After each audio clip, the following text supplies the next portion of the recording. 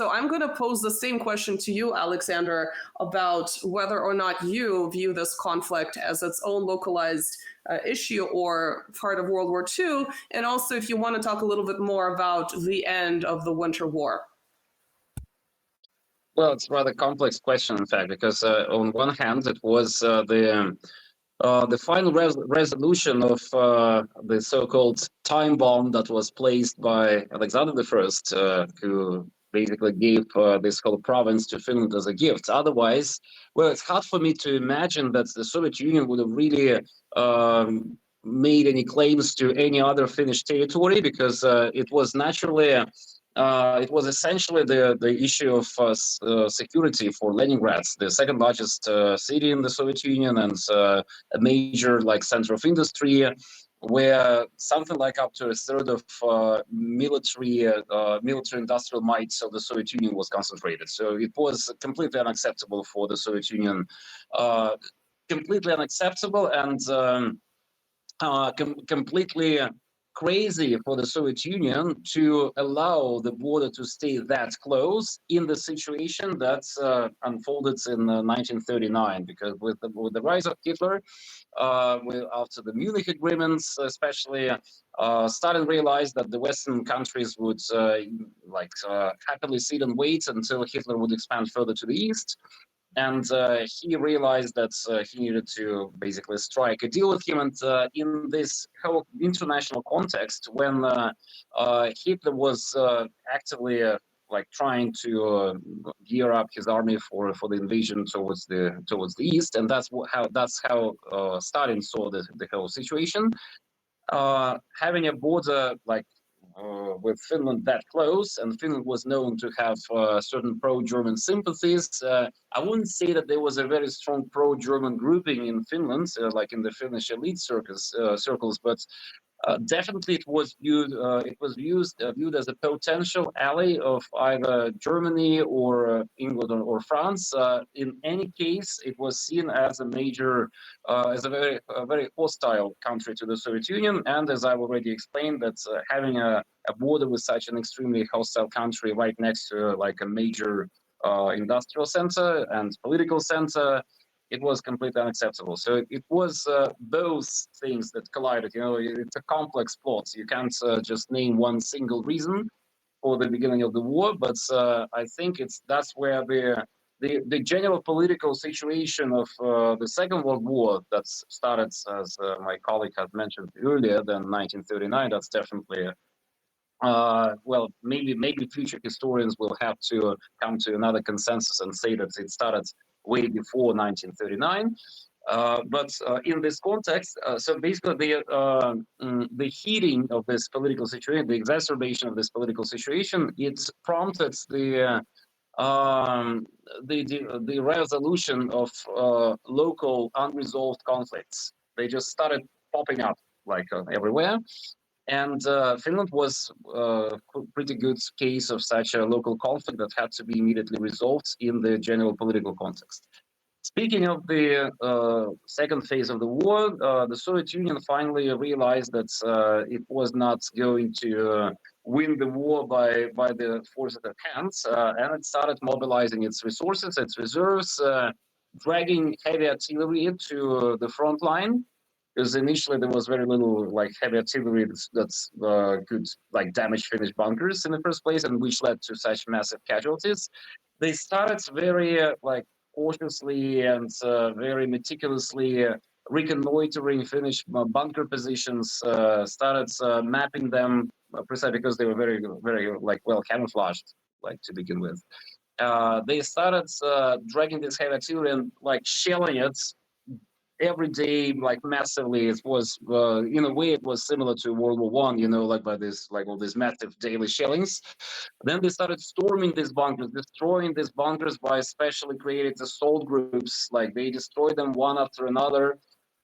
And they started these preparations back in January. In early February, they managed to destroy several major bunkers in the most heavily fortified sector that was on the roads that led from Leningrad to Vyborg.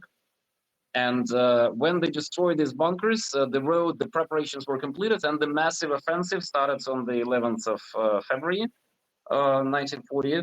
And the Soviet troops managed to capture several other major so-called millionaire bunkers, which blocked the path for the Red Army. So the Mannerheim line was broken through almost in the middle of it, and of the Karelian Isthmus, and the Finns started retreating to their second line of defenses, which was not as strong, and the Red Army already had enough heavy artillery to break through the second line. Still, the offensive was not going at a very rapid pace, but the Red Army started advancing. By the beginning of March, the Red Army was already on the outskirts of Vyborg, and heavy fighting broke out on the outskirts of Vyborg. The Finns were still holding their positions. The Red Army even managed to capture small bridgeheads on the other side of the Bay of Vyborg by crossing the ice and of the bay, of the frozen bay, and gaining a foothold in this area. It was kind of isolated by the Finns, but still, it was the presence of the Red Army troops in the rears was already like quite dangerous. And after like about a week of fighting, like from the beginning of March, the Finns decided to start negotiating with Moscow because they realized that they were like running out of reserves, running out of time. The Western aid that they hoped for was coming, and they decided to negotiate a deal with Stalin. I guess you all know the end results of this deal, so that the former Vyborg province became part of Soviet Union with certain alterations in the border, but basically the border was about like 70 kilometers to the west of Vyborg after that. And this is how the war ended. I mean, if you need me to elaborate on this. How much territory did Russia get, the Soviet Union gain in terms of getting Karelia, sort of gaining more than they were asking for? Well, basically, they got a small piece of, but quite important part of land in the very far north. I'll speak from start telling by going from north to south. They got this little piece of land, which was extremely important because of its nickel mines and the Petsovo. And then they got some land in North Karelia. And the most important part was the area around the Ladoga Lake, because the Ladoga Lake was kind of split in two. Like the Finns were in the north, the Soviet Union was in the south. The Finns were diagonally split between the Soviet Union and Finland. So the Ladoga became the inner lake of the Soviet Union. And well, the biggest prize was the town of Vyborg, which the Soviet Union gained in its possession, and also the Soviet Union rented a military base from Finland for 50 years. There was a 50 years rent agreement. The military base in Hanko. Hanko is a small peninsula in the very west of Finland, very southwest. Which occupied a strategic position at the entrance into the Gulf of Finland. The Soviet Union arranged a military base there. After the war, it brought its heavy artillery to Hanko in order to shell enemy ships trying to enter the Gulf of Finland like this. So these were the main, and also Finland was obliged not to enter any hostile alliances or cooperate with militarily with any countries that were hostile to the Soviet Union. It's like that. So before we went live, you made a very brief comparison with Khrushchev gifting Crimea to the Ukrainian Soviet Socialist Republic within the Soviet Union, much like the Tsar gave Vyborg or Vyborg to the Duchy of Finland. Can you sort of elaborate on this very briefly?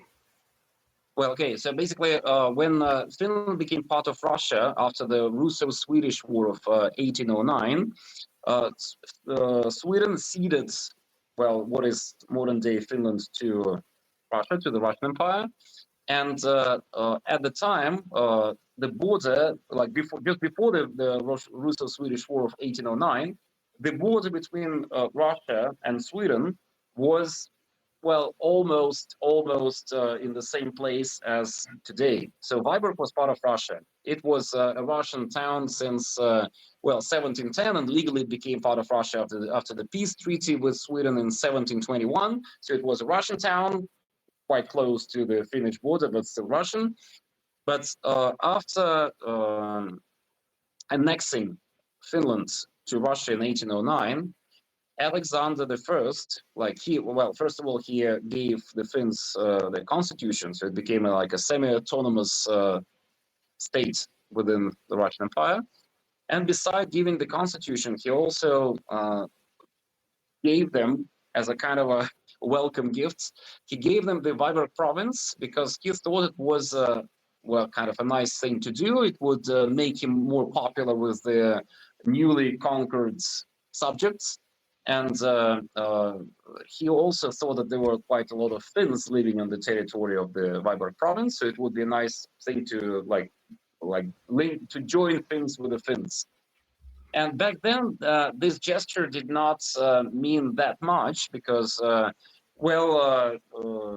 Finland was still part of the Russian Empire. It was like some kind of little administrative rearrangements of territorial control between different subjects of the empire. It didn't matter that much. And that's approximately what Khrushchev thought back in the 1950s when he gave Crimea to Ukraine. He thought it was just, okay, it's quite close to the Ukraine, so why wouldn't it be part of the Ukrainian Socialist Republic? It's still part of the Soviet Union, so it doesn't matter. Yeah, why not? But this decision had huge consequences. Yeah, in 1939 and in 2022. And another thing is that I'm pretty sure that the Soviet Union would have not started a war with Finland in 1939 had Vyborg remained part of the Russian Empire and consequently part of the Soviet Union.